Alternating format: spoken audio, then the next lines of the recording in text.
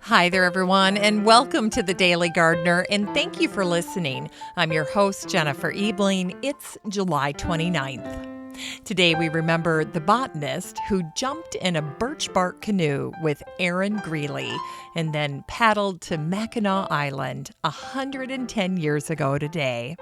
We'll also learn about the woman who was a housewife until the age of 48, and then she transformed into one of Australia's leading naturalists.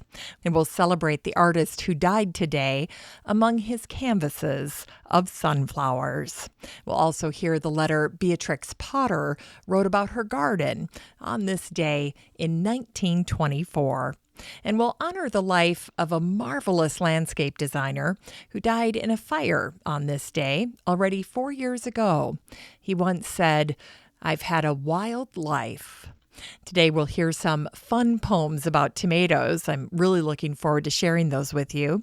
And then we grow that garden library with a book about shrub and hedge plants. It's an excellent resource for gardeners who are looking to define borders and also add practical, healthy, and low-maintenance beauty to their property. Great idea. And then we'll wrap things up with a botanist who shared his disdain for the honeysuckle. But first, let's catch up on some greetings from gardeners from around the world and today's curated news. Well, first up is a happy birthday wish from Claudia in Nebraska to her husband, Mike. He's been gardening for over 30 years. It's been his weekend passion. And she writes, "I never have to worry about deer season or fishing season, but I do have a beautiful year-round garden." And then she shared pictures of their garden, and it's absolutely beautiful. So happy birthday. And here's to many more years in the garden. And then next is a post from JC in Pennsylvania, who wants to wish her grandson a happy 4th birthday.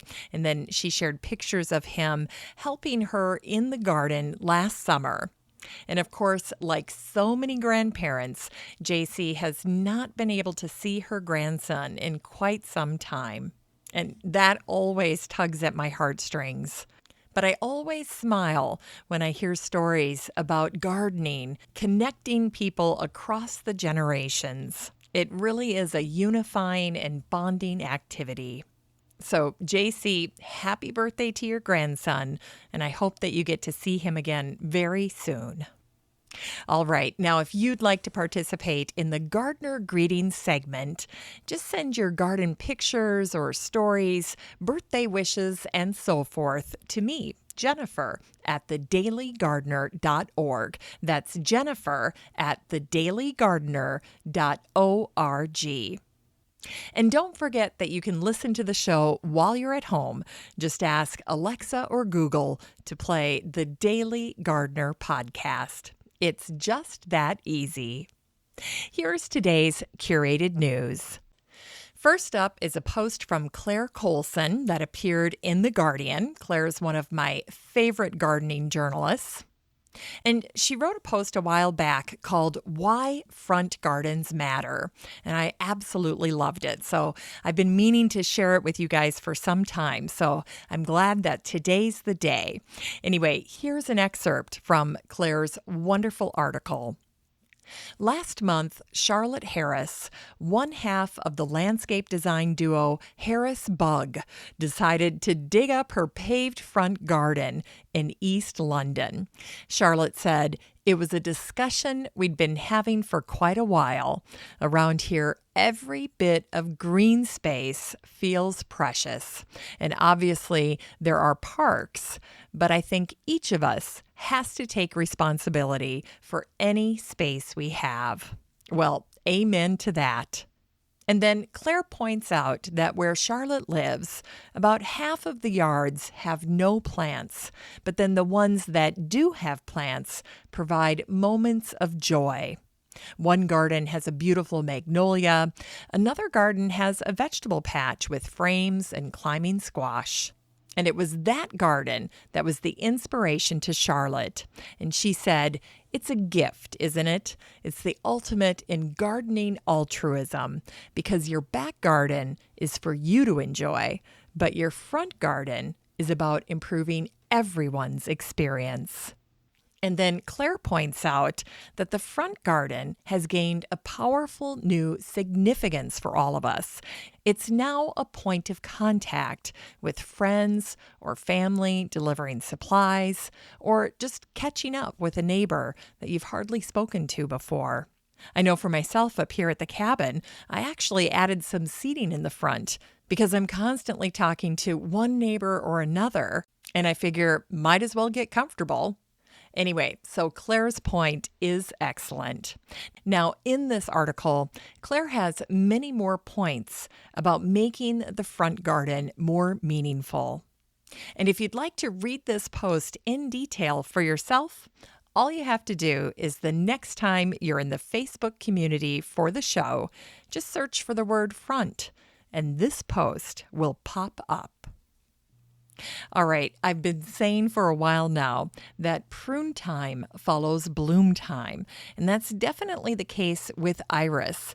And you should begin to train yourself that once you see a bloom, you should put that plant on a mental list that it will probably require some action on your part as a follow-up when it's done blooming. So now when your irises have finished blooming, and most of them probably have by now, it's the perfect time to cut off the dead flower stalks. But don't cut the leaves of your irises. Why is that? Well, that's because irises use those leaves, those sword-like leaves, to nourish the rhizomes for the following year. It's very similar to daffodils. You've got to let those flowers die back, let that green material slowly turn yellow and shrivel up, because that's what's going to give you a beautiful new plant next year. And if you'd cut the entire thing down, you're really hurting that perennial's ability to come back with any vigor. In fact, you might damage it and it may not come back at all.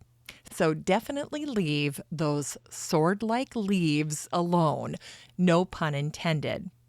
The other thing for you to consider when it comes to iris is that right now they go into a semi-dormant stage.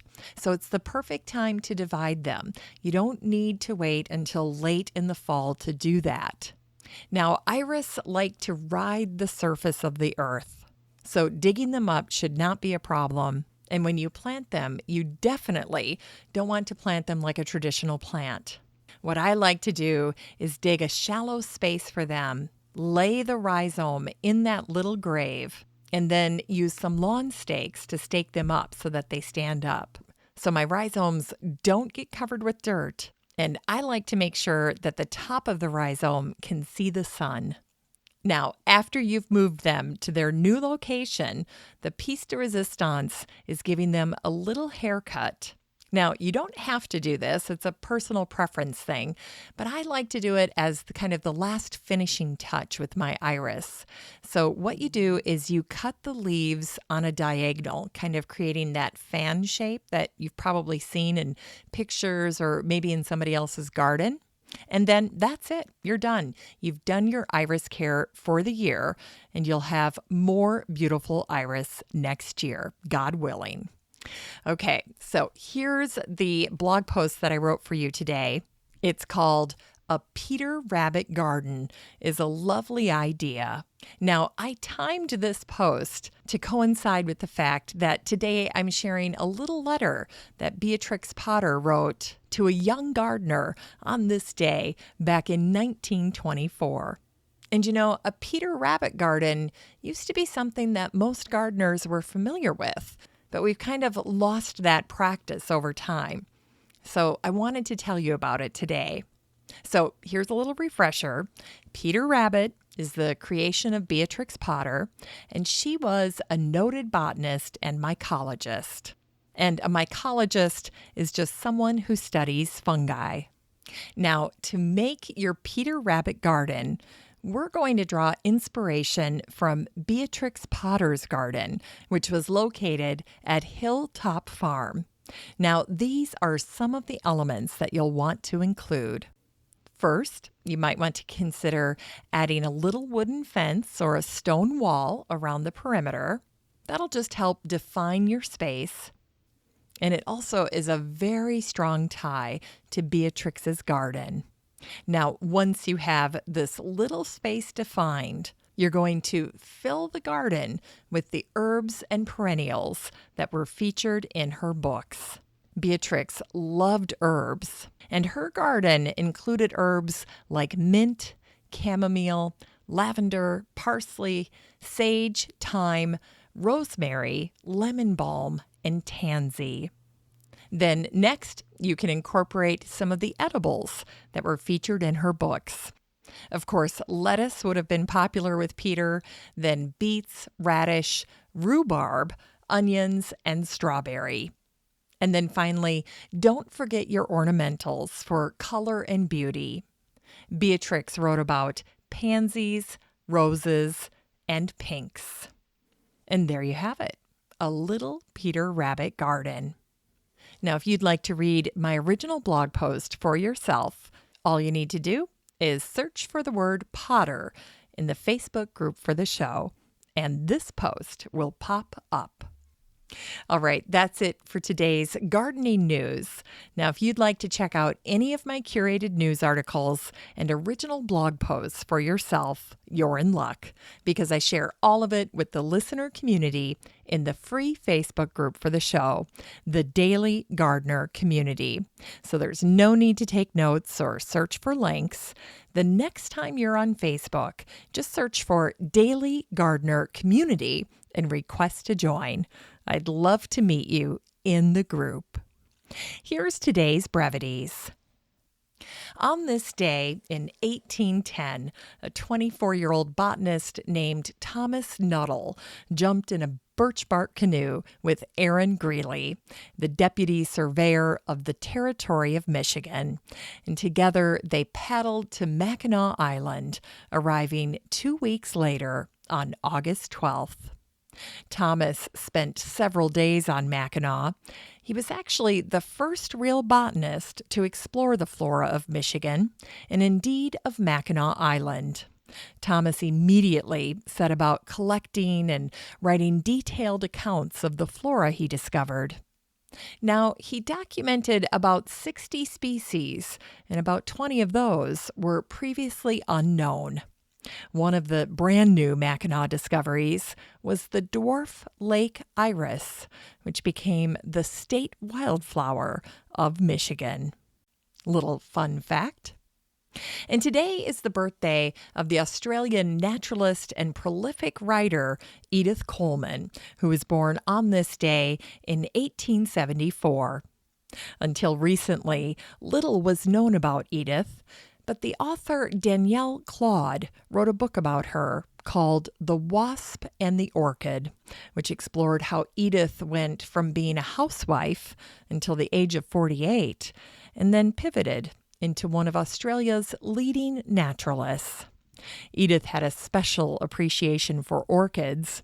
Beginning in January of 1927, one of Edith's daughters told her that she'd seen a wasp backing up into the flower of the small-tongue orchid. The odd behavior was something both Edith and her daughter would repeatedly see over the next few seasons, and it perplexed them, especially after Edith dissected the plants and discovered that they were male. Edith continued to study the wasp behavior, and she finally figured out that the wasp was fertilizing the orchid.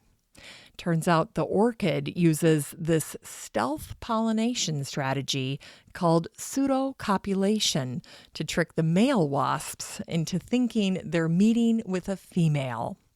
By getting the males to enter the plant gets pollinated.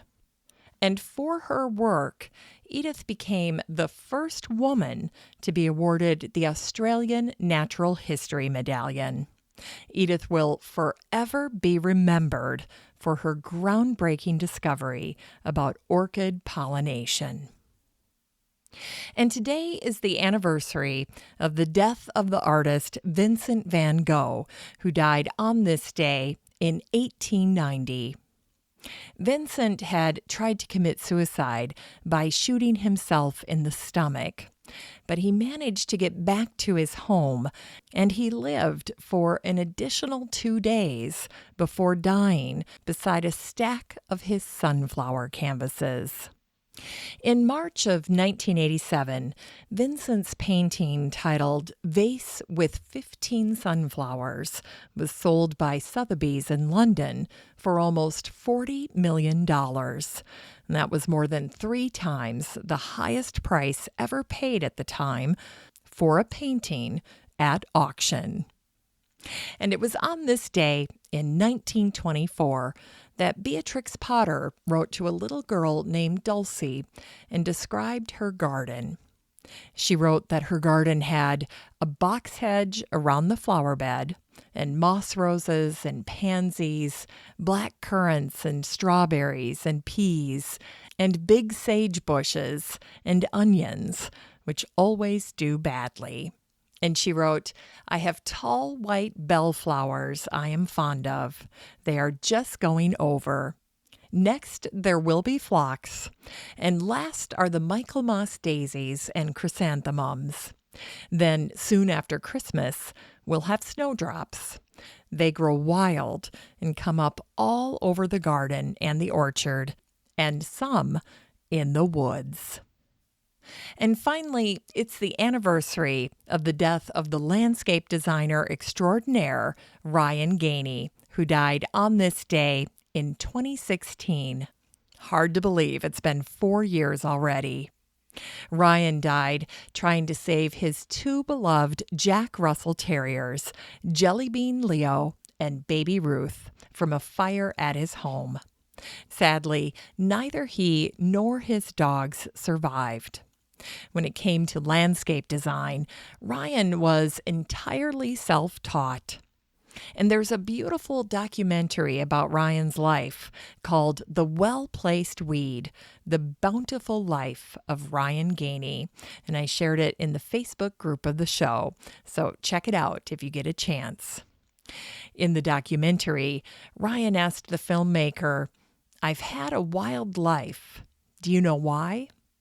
Well, his reply was simple, and it was 100% Gainey. He simply said, I created it.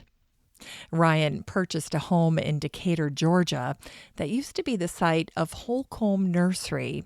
And I thought he did something very genius. He removed many of the greenhouses behind his home, but he kept the low brick walls that had served as the foundation for the greenhouses. The result was that Ryan had instantly created a series of garden rooms that he could decorate and design to his heart's content. Throughout his career, Ryan became friends with notable designers and gardeners like Penelope Hobhouse and Rosemary Veary. He loved Rosemary. They had a special bond. And he also loved the Camellia japonica. Ryan's gardens looked effortless, with things spilling over and nestled in a way that made them look like they'd been in the garden for decades. It was Ryan who said, "Where lies the genius of man? It's the ability to control nature, but for one purpose only, and that is to create beauty." 148 days before Ryan passed away, an enormous white oak fell over and crushed his house. Ryan considered the tree to be the soul of his life. In Unearthed Words, today we celebrate the tomato, and I have 2 fabulous poems for you. The first one is by Pablo Neruda, the Chilean poet and Nobel Prize winner, and his poem was translated by Margaret Sayers Peden. It's called Ode to Tomatoes. The street filled with tomatoes, midday summer, light is halved like a tomato. Its juice runs through the streets. In December, unabated, the tomato invades the kitchen. It enters at lunchtime, takes its ease on countertops, among glasses, butter dishes, blue salt cellars. It sheds its own light, benign majesty. Unfortunately, we must murder it. The knife sinks into living flesh, red viscera, a cool sun, profound, inexhaustible, populates the salads of Chile happily. It is wed to the clear onion, and to celebrate the union, we pour oil, essential child of the olive, onto its halved hemispheres. Pepper adds its fragrance, salt its magnetism. It is the wedding of the day. Parsley hoists its flag. Potatoes bubble vigorously. The aroma of the roast knocks at the door. It's time. Come on. And on the table, at the midpoint of summer, the tomato, star of earth, recurrent and fertile star, displays its convolutions, its canals, its remarkable amplitude and abundance. No pit, no husk, no leaves or thorns. The tomato offers its gift of fiery color and cool completeness. And then here's this wonderful poem by the poet Janice Northerns, and it's called Good Tomato. I stumbled on Janice's poem and I immediately loved it. And I tracked her down on Twitter and then got her permission to share this with you on the show today. And I think you're going to love it. Janice was inspired to write Good Tomato after reflecting on the fact that tomato was a popular slang term for a woman between the 1930s and the 1950s. The poem came together after she incorporated the many fascinating gendered names of tomato varieties like Beauty Queen, Sugar Plum, and Better Boy. Now, if you're reading the poem, you'll notice that some of the terms are italicized, and those designate all the names of the tomato varieties that are woven into Janice's poem. What a great idea for a tomato poem. Anyway, here's Good Tomato by Janice Northerns. She took the purity pledge. Sweet baby girl, super snow white, Arctic rose, fled the grasp of beef boy and better boy on a southern night, and baptized in hydroponics, gleamed waxy and vapid under a fluorescent gaze. She was a good girl, beauty queen, gumdrop, mighty sweet, sugar plum, pink champagne. A tidbit on the tip, flaming burst, solar flare, razzle-dazzle Roman candle of his tongue. Lucky tiger, top gun, tough boy, sun king.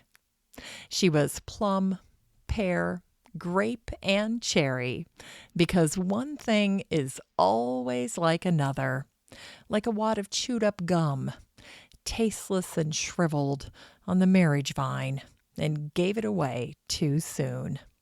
She was a Jezebel, shady lady, spitfire, perfect flame, hot to the touch, steeped in dark earth, sun-soaked, bright tang, bursting in the throat. A little dirt on the tongue never hurt anyone. It's time to grow that garden library with today's book, Shrubs and Hedges by Eva Monheim. This book came out in March of this year, and the subtitle is Discover, Grow, and Care for the World's Most Popular Plants. The Washington Gardener said this book is clear enough for beginners and detailed enough for pros. Ruth Rogers Clausen wrote that shrubs and hedges are often taken for granted by professional horticulturists and garden owners alike. However, this invaluable book celebrates them with readable and fascinating details about a range of species suitable for individual locations. Eva's passion and experience shine through the text. Detailed information is included for each cultivar, hybrid, and/or selection, its suitability for specific sites, sound growing and pruning tips, and its place in ecological landscapes, along with tool care, reference material, and more. And undoubtedly, Shrubs and Hedges will become a significant reference book for years to come. Now, I have to point out that Eva Monheim is a pro. She's the co-founder of Verdant Earth Educators, a horticultural education and consulting firm. And she's an instructor at the world-famous Longwood Gardens, and she's also a faculty member at the Barnes Arboretum of St. Joseph University, where she teaches landscape management. Eva's book is 224 pages of shrub and hedge plants. It's a great resource for gardeners looking to define borders, a great first step for gardeners who are just creating their gardens. And Eva's book will also help you realize that shrub and hedge plants are practical, they're healthy, and they offer low-maintenance beauty. So that's a great trifecta. Now, you can get a copy of Shrubs and Hedges by Eva Monheim and support the show using the Amazon link in today's show notes for around $23. Finally, here's something sweet to revive the little botanic spark in your heart. On this day in 1951, the botanist Charles Clement Deem replied to an inquiry about the honeysuckle. Charles wrote, "That plant's name is to me the same as a red flag to a bull. I cannot tell you in words how I regard this vine. Your question is, does it propagate from seed? I do not believe it does, but I've never heard a good word for it. All I can say affirmatively is that it's no good for anything." And before Charles finished writing his censure of the honeysuckle, he twice suggested that some new insecticides might kill it. Thanks for listening to The Daily Gardener, and remember, for a happy, healthy life, garden every day. The Daily Gardener is produced in lovely Wyoming, Minnesota with the help of Paige Mance, Brooke Bierbaum, Kiana Rayleigh, Maddie Doyle, Natalie Decker, and Eric Begay.